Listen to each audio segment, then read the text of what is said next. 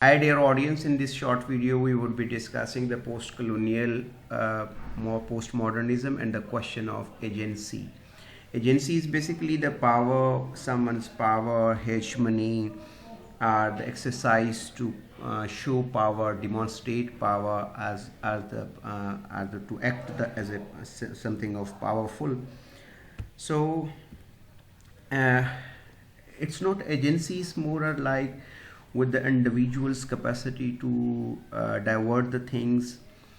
So before going too deep into this construction of the post-colonial, post-modernity and the question of agency, first I want to make it clear that the post-colonial criticism or the post-colonial fiction more or less talks about the problems are the uneven equivalences, some challenges which faced by the colonizers and the colonized as well. It never only talks about the issues of the post-colonials, it also talks about the issues of the colonizers as well. So it's post-colonial criticism talks on the both ways, with the challenges and issues of the colonizer and the colonized as well. And similarly, colonizer and colonized are basically the artifact, are an unequal relationship between a powerful and a powerless, between the center and the margin, between the west and the east. So the one who holds the power, it or he or she exercise its own agency as well. So as West is considered as a symbol of power, of civility, of cultural imperialism, of cultural superiority, of political contest as well, political upwardness, and the origin of political thoughts as well. So it exercises its own agency against the deprived minorities, East, all these. So we see that the post-colonial criticism bears the witness to the unequal and uneven forces of cultural representations. Means in this modern world, as West is considered, is not considered, is basically is the symbol of cultural superiority. So it always misrepresents its others. Means others means the Easterns. So this word is engaged more or less into means the modern word order is engaged into the misrepresentation of the marginalized, misrepresentation of the Eastern people, misrepresentation of the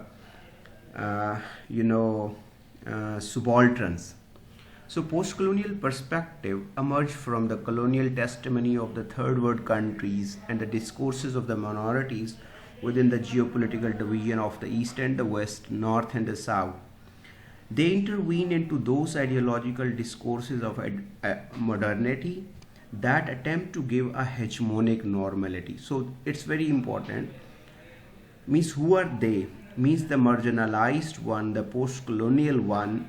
They question into the ideological discourse of modernity. Modernity justifies. Modernity is the concept of the West.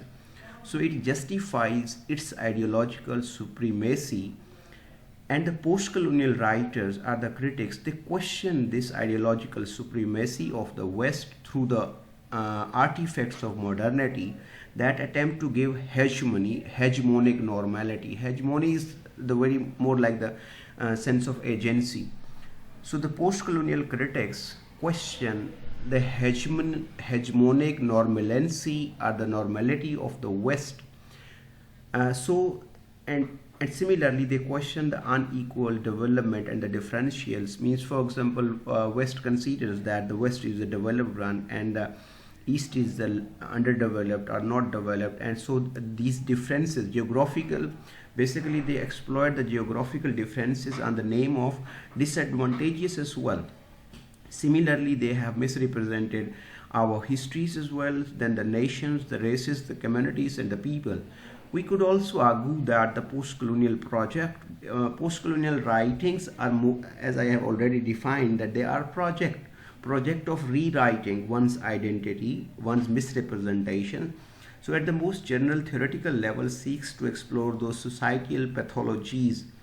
So, this word is more interesting. Social pathologies means the loss of meaning, the conditions of anomie that no longer simply clusters around the class antagonism, but breaks up into the widely scattered historical contingencies. It means historical contingencies of the West has been considered as the more powerful, more true to the reality. While actually this is supposed to be the project of that West is a good one. So post-colonial questions through this their lens of criticism that if the West is justified in its violence, then why not the East is justified in its violence and all that. So basically it is a narrative and then counter narrative. Narrative is generated by the Western world and the counter narrative is generated through the Eastern world. So simple is to discuss or come to the point is that post-colonial basically ask or challenge the question of identity of the Western artifact through discourse. So it basically revisualizes, reconstitute the discourse of cultural difference. So what does the West? West basically demands or creates the cultural differences. And out of that difference, West creates or prefers the Western culture as the superior one and the Eastern culture as the inferior or the culture of chaos. So it has been questioned by the post-colonial writers that there is the need of the rewriting the cultural differences.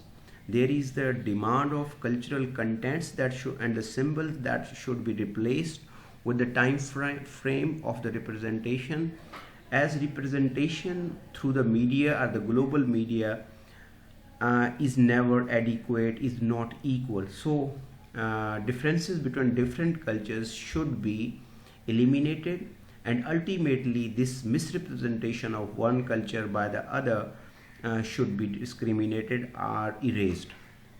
So it requires a radical revision of the social temporality in which the emergent histories may be written. The re-articulation of the signs is necessary so that the cultural identities may be inscribed. I would be more preferring the word re-inscribed over here instead of simply inscription.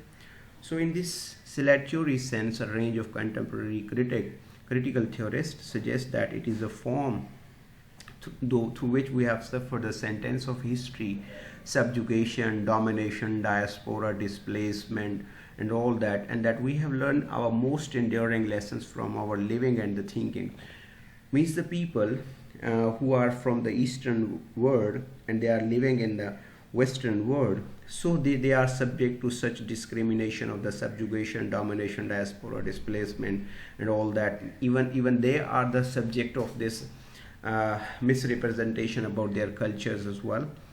So for example, if I'm sitting away from the center, then how I can feel that discrimination? Means our people, the people of the Eastern world who are residing in the Western cultural domains, they might be facing this discrimination, the sense of domination, the sense of displacementness. So it affects our living and thinking. Means our people who are living in the Western world, their living and their thinking is affected by this sense. There is even growing conviction that the affective experience of social marginality as it emerges in the non-canonical cultural forms transforms our critical strategy as well. So culture is a site and the strategy of survival in which both transnational and the transnational.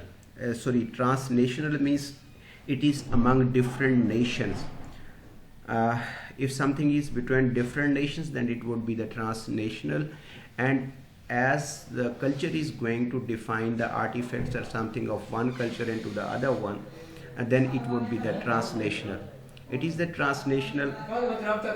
It is the transnational because contemporary post-colonial discourses are rooted in the specific histories of cultural displacement whether they are the middle passage of slavery or independence, are the voyage out of the civilizing missions.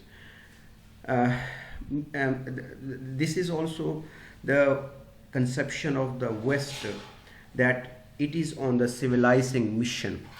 So here is a question. For example, means the Western culture itself, the Western superiority is manifested as a superior force through its culture. So a post-colonial critics question that who has given this responsibility of civilizing mission to the Western culture.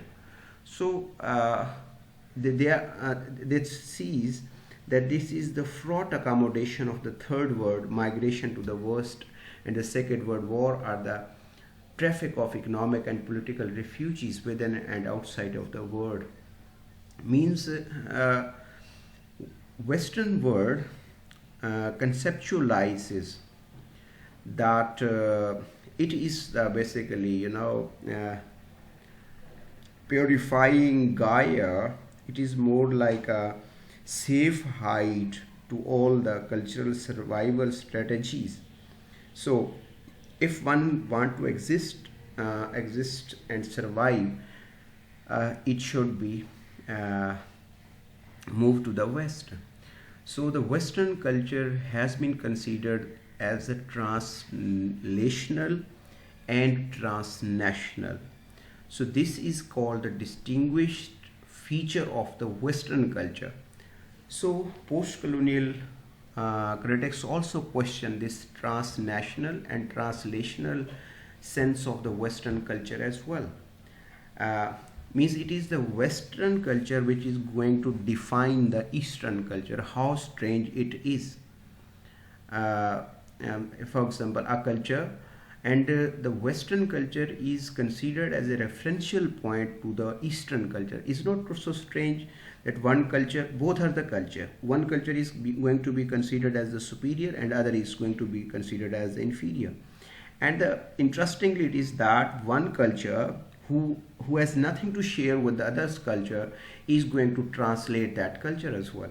So all these, this is the project of post-colonial critics who have been questioning this. And Homi K Bhabha is of the view that it is the attempt of the post-colonial writers to elaborate these historical and literary projects.